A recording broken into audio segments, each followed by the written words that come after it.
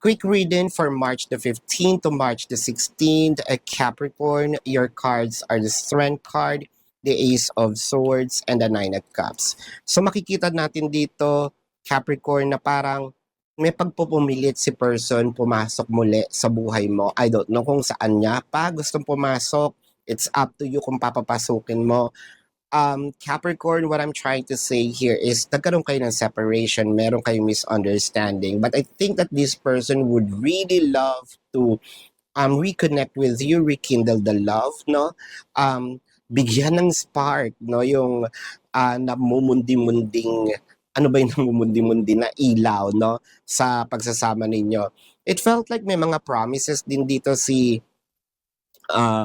person natin, Capricorn, na talagang tutuparin niya. Siguro may mga promises siyang hindi nangyari. I think that this time, huli man daw at magaling, talagang itotodo niya, no? Parang, sige, I'm going to make it up to you this time.